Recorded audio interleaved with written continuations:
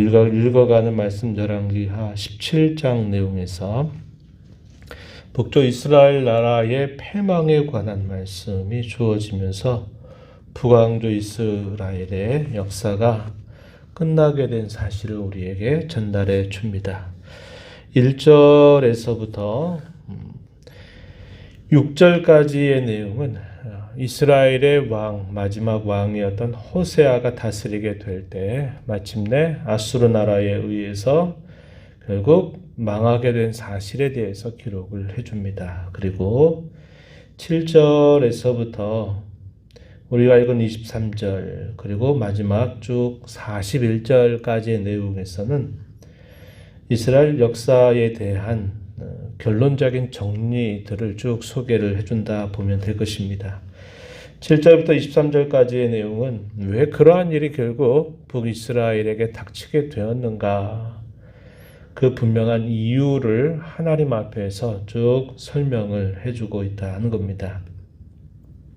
일관된 성경의 관점이에요. 세상의 역사가 일어났다가 흥하게 되다가 망하게 되는 그런 근본적인 원인과 근본적으로 보는 관점이 다르다 하는 겁니다. 그것이 곧 계속 이 열왕기서를 기록하고 있는 분명한 관점이다 하는 겁니다. 우리가 앞에서 쭉 읽어온 내용들을 보면 역대 지략에 기록되지 아니하였느냐 이런 표현들이 많이 반복적으로 사용이 되죠. 실제적으로 왕조실록과 같이 각 왕이 다스리기 시작한 때로부터 어떤 말들을 했고 어떤 일들이 있었고 어떤 일이 발생되고 또 어떤 일들로 어떻게 처리가 됐다 하는 것들에 대한 이야기, 자세한 이야기는 그런 역대 지략에 기록이 되어 있습니다. 역사책과 같이 기록이 되어 있지만 성경이 기록하는 관점은 하나님 보시기에 하나님 앞에서 라고 하는 그런 관점을 가지고 그 나라가 어떻게 시작되고 어떻게 망하게 되었는가, 무엇 때문인가 하는 것들을 성경의 일관되는 관점으로 소개를 해줬다는 겁니다. 북이스라엘의 역사의 그런 패망에 관한 근본적인 이유, 그것이 7절부터 23절까지 소개가 되고요. 24절에서도 마지막 절 내용에서는 북이스라엘이 패망하고 난 다음에 아수르가 어떠한 정책을 펼쳤는가 하는 것에 관한 이야기를 전달해 줍니다. 신약시대에 오게 되면 유대인들과 사마리아인들과의 관계가 좋지 않아요. 그래서 하나님을 섬긴 듯 하지만 여러 가지 면에서 많은 차이를 안고 있습니다. 이 사마리아인들 같은 경우는 혼혈족 출신이다 이런 말을 하게 되는데요. 이스라엘 사람과 그 다음에 타 민족 사람이 함께 결혼을 하고 하면서 그들로부터 태어난 자손들, 이걸 사마리아인들이다 이렇게 부릅니다. 그렇게 된 근본적인 이유가 바로 여기에 소개가 되고 있어요. 삼인 정책이라고 하는 그 아수르의 정책에 따라서 원래 이 북이스라엘에 살고 있는 이스라엘 백성들을 아수르로 포로로 끌어갑니다. 그리고서 그 포로 끌고 간 빈자리 거기에 다른 사람들을 그곳에 와서 거주하게 한 겁니다. 그러다 보니까 남아있는 이스라엘 백성과 다른 타 이방 사람들이 섞여 살기 시작하면서 결국 그 하나님을 섬기는 종교로부터 결국 멀어지게 되고 이방 종교와 하나님을 섬기는 종교가 뒤죽박죽 섞여버리는 그런 일이 생겨나게 된 겁니다. 소위 종교적인 혼합주의라고 부르는 이런 혼합주의 종교가 깃들게 된 이유, 바로 거기로부터 사마리아인이라고 하는 근본이 시작되는 내용들, 그것을 소개해 줍니다. 먼저 북왕조 이스라엘의 마지막 왕 호세아에 관한 이야기 먼저 한번 살펴보시면은 이렇게 소개합니다.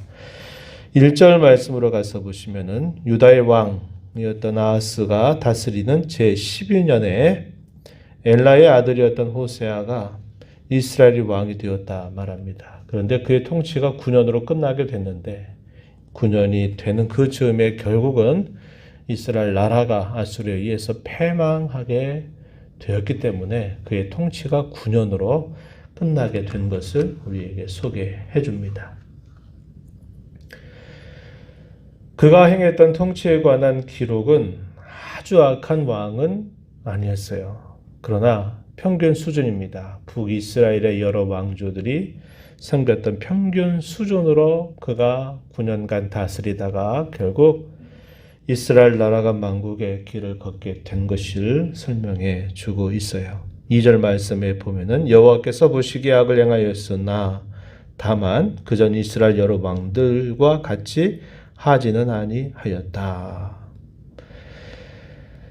악을 행했다 이 말은 결국 여로보암이 만들어 놓았던 그 초기의 종교 정책을 벗어나지 않았다라는 말로 이해하면 됩니다.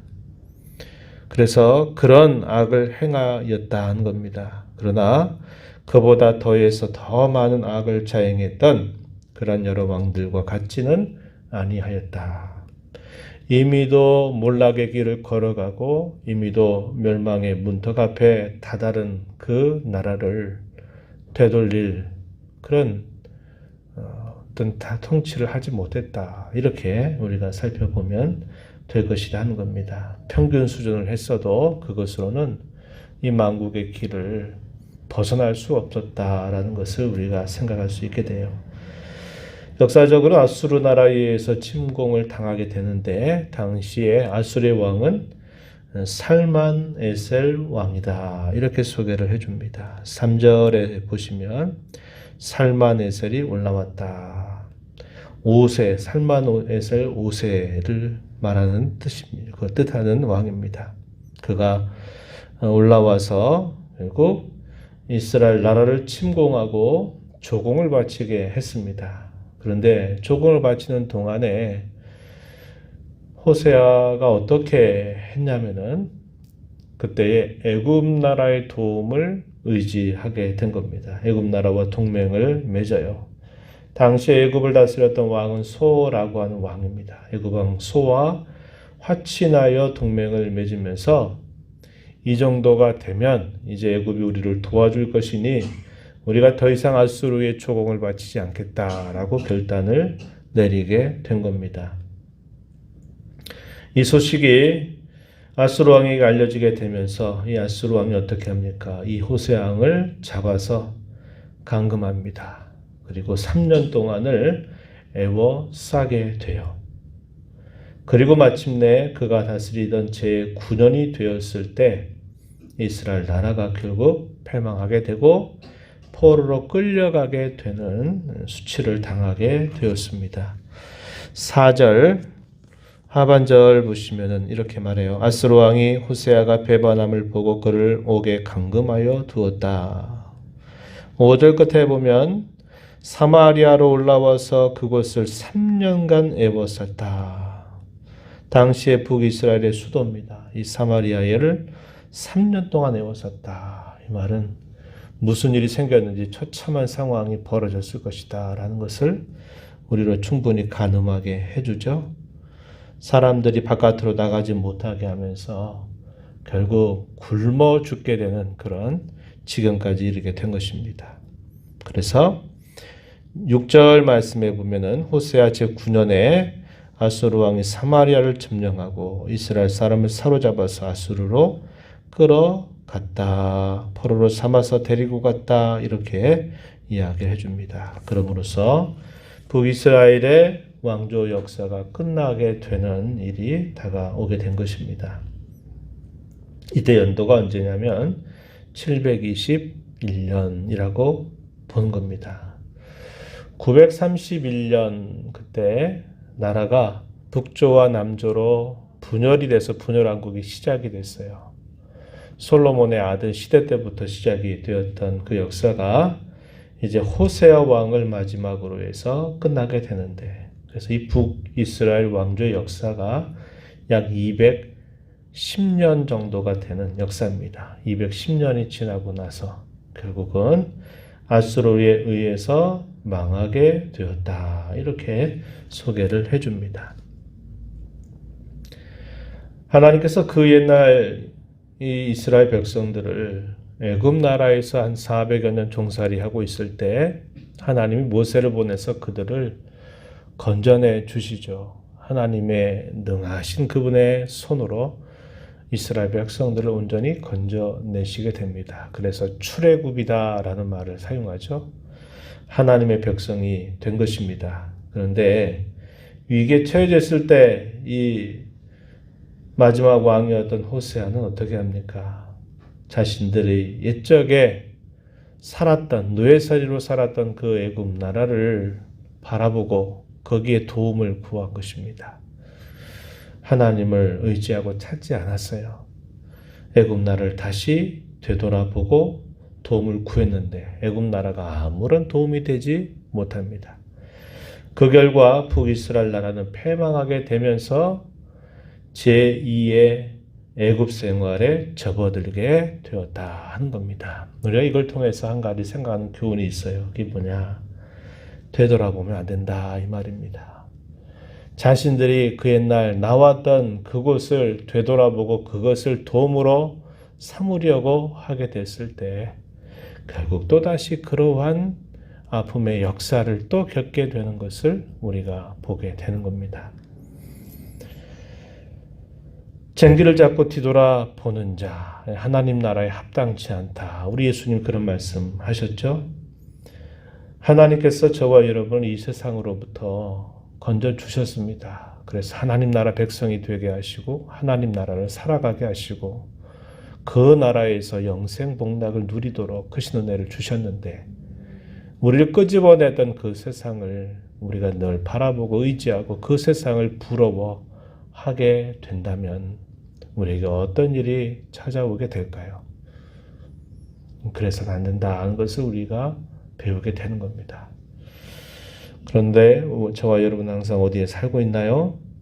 이 세상 가운데 여전히 살고 있습니다. 그러다 보니까 늘 이 세상을 또 향해서 의지하고 바라보고 또 부러워하는 그런 자세를 갖게 될 때가 많아요. 그럼 결국 우리가 있어야 할 자리로부터 또 떠나게 되는 것이고 하나님께서 끄집어냈던 그 세상을 향해서 또다시 들어가게 되는 어리석음을 범하게 된다는 것을 잊지 말아야 하는 것입니다. 7절 이하에서는 그렇게 된 이유에 대해서 긴 설명을 주시는데 한마디로 뭘까요? 하나님을 떠났다 이 말입니다. 그들에게 그 옛날 애굽에서 하나님의 능하신 능력으로 하나님의 약속으로 긍휼과 자비로 그 백성들을 구원해 주신 하나님을 떠나게 되면서 그 옛날 그들이 빠져나왔던 그곳으로 다시 들어가게 되는 안타까움이 일어났다는 겁니다.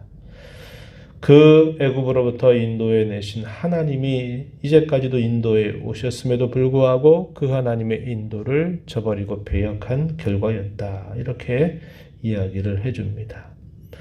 하나님을 섬기지 않게 되면 그 섬기던 자리에 이방 신들이 그 마음을 채우게 됨을 보여주죠. 여호와 하나님을 떠나게 되니까 다른 신들을 결국 모셔 섬기게 되는 일들이 들어왔고 이방 사람들이 행하는 그 규례가 들어오게 됨으로써 하나님의 사람으로 하나님 백성으로 살아야 할 규례를 다 떠나게 된 것입니다. 하나님을 섬기라고 하셨던 그 예배를 버리고 산당에서 우상들을 섬기던 그것에 빠져버리게 되면서 결국 그들에게 그러한 일들이 닥치게 되었다고 말합니다. 하나님은 돌이킬 수 있는 수많은 기회들을 주셨다고 이야기해요. 많은 선지자들을 그들 가운데 보내서 그들로 하여금 돌이킬 수 있는 기회, 말씀을 듣고 다시 회복될 수 있는 기회를 주시지만 그들은 그 말을 듣지 않았고 허무한 것을 따라서 이방 사람을 따르고 또 이방 사람들을 따라서 우상을 만들고 우상을 섬기고 또 이방의 가르침을 따라 행하면서 하나님께 범죄했다고 이야기합니다. 그런 결과 이런 북이스라엘의 패망이 닥치게 됐다는 것을 소개해주고 이에 비하여 남왕조였던 유다의 경우는 어떠한가 설명해 주기를 19절 한번 가서 보면은 유다도 그들의 하나님 여호와의 명령을 지키지 아니하고 이스라엘 사람들이 만든 관습을 행하였으므로 여호와께서 이스라엘의 온 족속을 버리사 괴롭게 하시며 노략군의 손에 넘기시고 마침내 그의 앞에서 쫓아내셨다. 이렇게 말합니다. 어제도 그런 말씀을 잠시 나눴지만 북이스라엘은 급격하게 망국의 길에 접어들었어요. 북이스라엘의 왕들 가운데 한 사람도 하나님 앞에서 선하다라고 말할 수 있는 왕이 없었습니다. 망국의 길에 급속하게 접어들었어요. 그러나 남유다의 경우에는 그 속도가 만만합니다. 그런데 어쩔 수 없이 이 남유다도 북이스라엘의 길을 따라서 걸어가게 되면서 별반 다르지 않는 그런 모습을 보여준다고 이야기를 해주고 있습니다. 오늘 저와 여러분이 이 말씀을 보시면서 분명히 생각하는 교훈은 그것입니다. 우리는 이 세상으로부터 구원받은 사람들임을 기억하고 우리가 어떤 일들을 만나게 되거나 할 때에도 이 세상의 도움을 바라고 세상을 향하는 자세를 언제나 조심해야 된다는 겁니다. 우리는 하나님이 우리의 진정한 구원의 근원이 되시고 하나님만이 우리의 진정한 복의 근원이 되신다는 사실들을 기억하고 어려운 일 만날 때 우리는 더욱 그 하나님 앞에 가까이 나오는 자세를 가져야 한다는 겁니다. 모든 문제가 왜 시작이 됩니까? 하나님을 떠남으로부터 시작이 되고 그렇다면 모든 문제는 어떻게 해야만 해결이 될까요? 하나님 안으로 나아갈 때만 해결이 된다는 것을 우리는 잊지 말아야겠다 하는 것입니다. 이런 역사 심판을 우리가 쭉 읽어오면서 오늘 저와 여러분이 살아가는 오늘의 시대를 잘 돌아보고 하나님을 섬기는 일들을 우리의 삶의 진정한 보람과 가치로 여겨야 하겠고 하나님을 섬기되 건성건성이 아니라 습관 따라서가 아니라 우리의 마음과 중심을 더 하나님께 향해서 더 깨끗하고 더 순수하고 더 온전한 마음으로 하나님 모시고 살아가는 일에 힘을 기울여 살아가는 저와 여러분이 되기를 진심으로 바랍니다. 하나님 아버지 감사합니다. 이 새벽 시간에도 저희들을 깨워주셔서 구원의 하나님, 복되신 하나님 앞에 저희들의 걸음을 인도해 주심을 감사합니다. 북왕조 또 남왕조 이 분열왕국의 역사를 쭉 읽어오면서 오늘은 북왕조 이스라엘 나라의 마지막 패망에 관한 말씀을 저희가 살펴보았습니다. 그 옛날 애굽으로부터 그들을 능하신 손으로 건져내셔서 하나님의 백성, 언약의 백성이 되게 하셨음에도 불구하고 위기에 처해졌을 때 하나님을 찾기보다도 또다시 애굽의 도움을 요청하다가 결국은 패망을 맞게 된 모습을 저희가 살펴보았습니다. 우리가 하나님의 나라의 백성으로 살아가면서 이 세상을 바라보고 부러워하고 이 세상을 늘 의지하며 살아가게 될 때 저희가 무슨 일을 겪을는지 이런 말씀들을 통해서 저희가 다시 한번 교훈 받습니다. 하나님만 의지하고 하나님께 도움을 구하고 하나님만 찾는 저희의 신앙이 되게 하시고 이전보다 더욱 하나님을 순전한 마음과 깨끗한 마음으로 온전한 마음으로 하나님을 섬겨가는 것을 저희들의 삶의 진정한 보람과 가치와 기쁨으로 여기며 살아가도록 저희들을 인도하여 주옵소서. 은혜의 보좌 앞에 나와서 아버지의 은혜를 간절하게 구하는 모든 심령들의 간구를 귀 기울여 주시고 응답해 주시기를 바라며 예수님 이름으로 기도하옵나이다. 아멘.